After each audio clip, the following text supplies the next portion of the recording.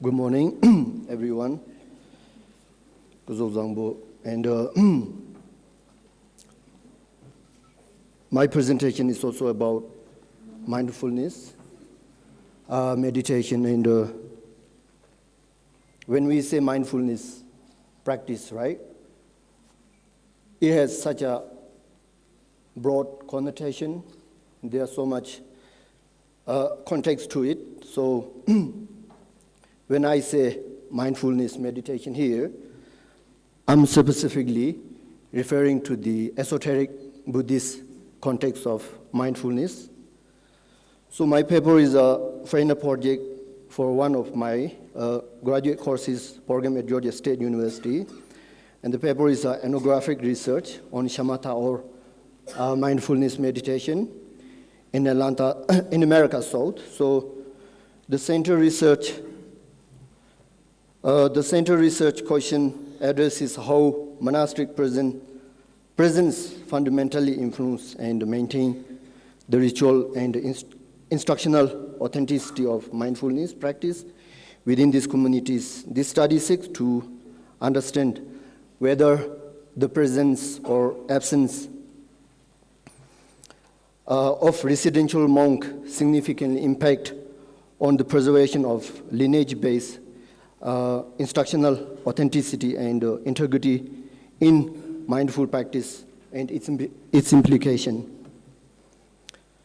So through ethnographic approach and comparative analysis, supplemented by media and text analysis, my research investigates the evolution and adaptation of mindfulness meditation practice in America South.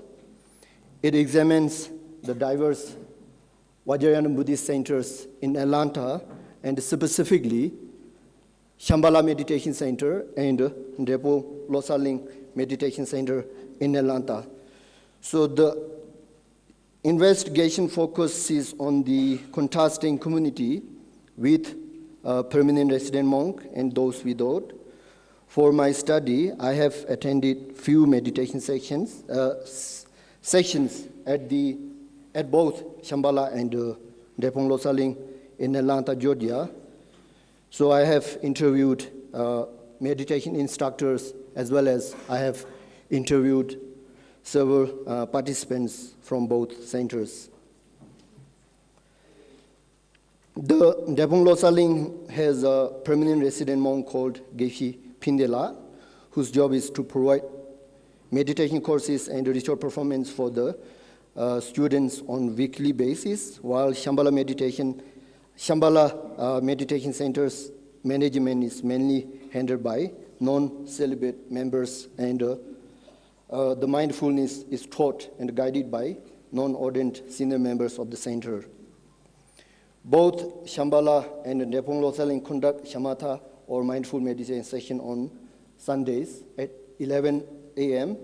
However, the frequency and the instructional approach differs significantly between these two centers.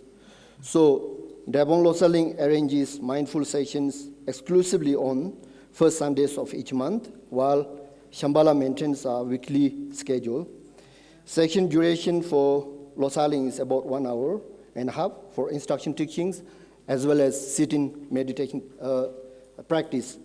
While it's about 1 hour for Shambhala, it divided into 3 sections: sitting meditation, and then walking meditation, and then they have philosophical discussion at the end. So it's divided into 3 different kind of categories. So to examine center's lineage instructional authenticity of its mindfulness meditation practice, one must first understand each center's lineage foundation of their mindfulness practice. So according to Geshe Pindela, the Depong Losaling's mindfulness instructions are primarily based on the stages of meditation by Kamalashila and as well as the stages of the path by Chuji Tsongkhapa.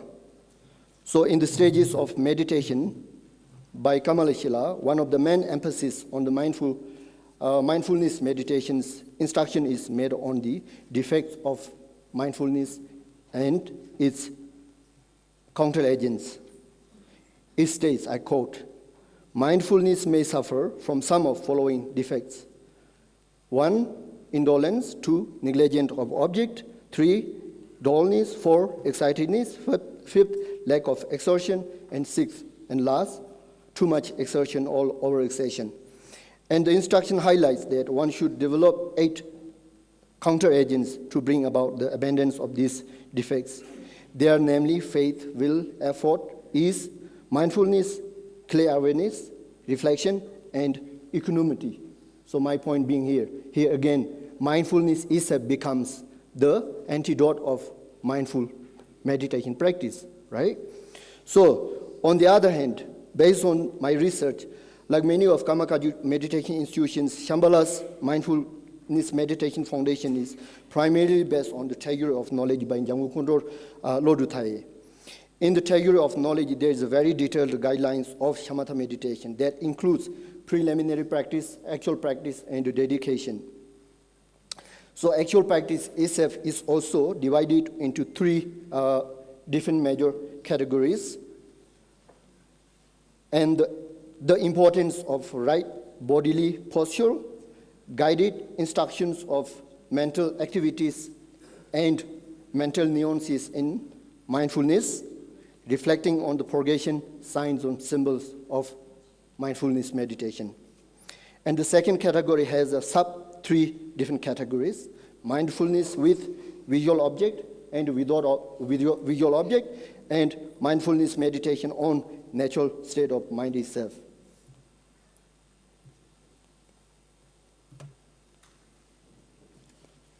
In terms of the practice, at Depon Losaling, Gebshi Pinde, the primary instructor, dedicates approximately 30 to 40 minutes to comprehensive meditation guidance based on the stages of meditation by Kamalashila's pedagogical structures.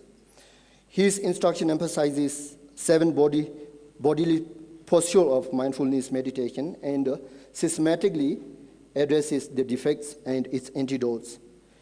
As Gebshi Pinde articulates, I quote, I make my instruction teaching as a preliminary practice. My meditation teaching's focus is usually on the 2 defects of dullness and excitedness and its counteragents. I teach them how they can apply mindfulness and awareness as an antidote to dullness and excitedness. So you can see the connection, right? The foundation of the lineage is mindful meditation versus the actual practice there. In contrast, instructor at the Shambhala guides participants based on personal meditative experience rather than lineage's pedagogical teachings.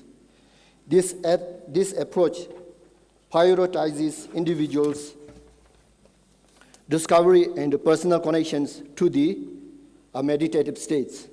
As instructor Angela from Shambhala states, meditation, I quote, meditation is about finding peace and connecting deeper with oneself.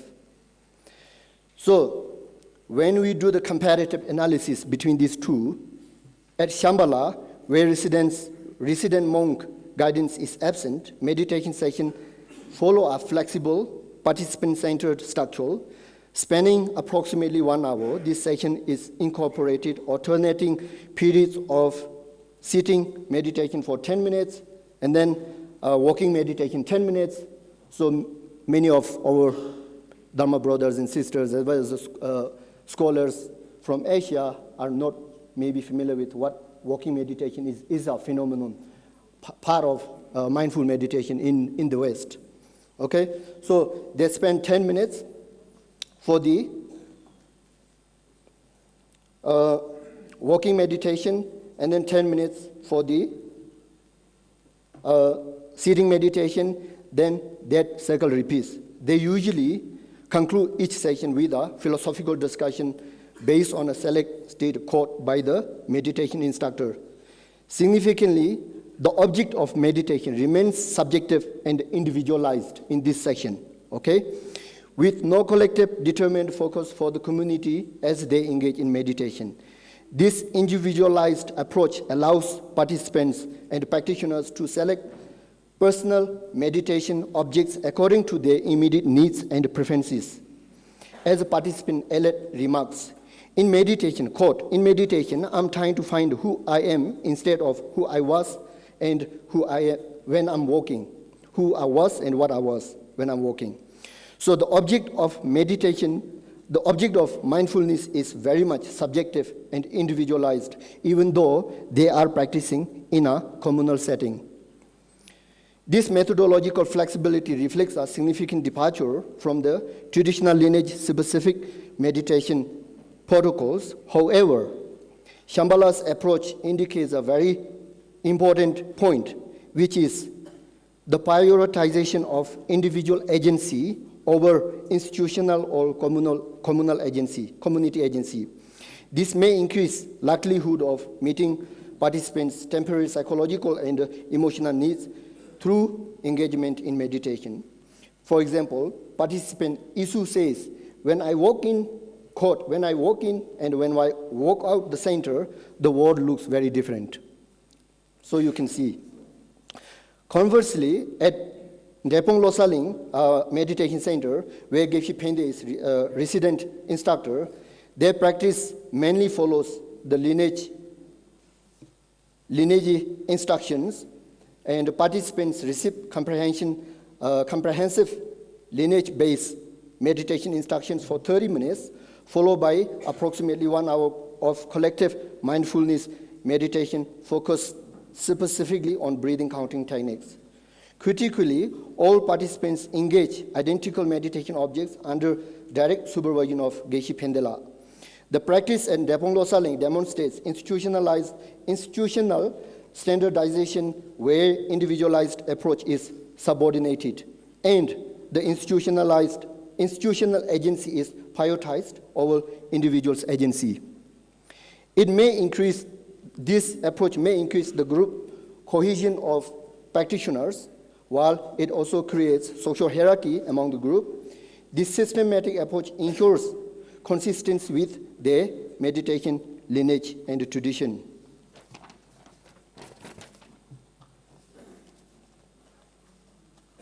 So in terms of advantage and disadvantage between these approaches and between these settings, so when we, so the difference between, looking back, so the difference between these two centers clearly indicate that the presence of resident monk is in correlation with preservation of lineages, authenticity, and integrity of mindfulness meditation practice in the regional centers. Integrity of mindfulness practice has much greater likelihood achieving ultimate liberation through mindfulness practice in both traditions of Shambhala and Losaling, while the disadvantage could be the strict adherence to traditional methods may not address practitioners' immediate needs and potentially discouraging them continued engagement with meditation. As participant Alina states, it's not helping me as I hoped, so I don't know how long I will continue.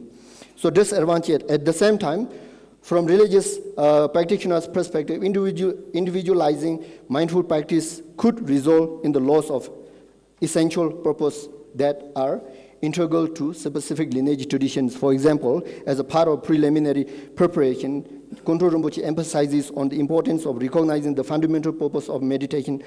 I quote, no matter how advanced one is in listening and contemplating, without engagement in meditation, one cannot be liberated. For example, crops without harvest cannot be source of nourishment, and medical knowledge without medicine cannot become the cure for illness, right? So the research implication. The presence of resident monastic institution at Drepung clearly correlates with preservation of traditional lineage based on meditation protocols, and Shambhala's absence of resident monastic guidance correspond with significant adaptation, individualization of meditation practice. While this approach may enhance personal engagement and accessibility, it also represents a substantial departure from traditional lineage based on instruction and methods of mindfulness practice. Therefore, the results suggest that resident monastic presence serves a crucial role maintaining lineage-based instruction authenticity. Let me just jump to the conclusion. Spare me one last second. In conclusion, monastic presence is a crucial maintaining lineage authenticity of mindfulness practice, and centers without permanent resident monks have departed significantly further from their original tradition, meditative instructions, and boundaries. This indicates that progressive detraditionalization, deinstitutionalization, and privatization are occurring to a much greater extent in esoteric Buddhist meditation practice within Buddhist centers in America South. So lastly, the presence or absence of resident monastic guidance fundamentally shapes the preservation of traditional Buddhist mindfulness practice with significant implication for future of esoteric Buddhist meditation practice in America South. Thank you so much.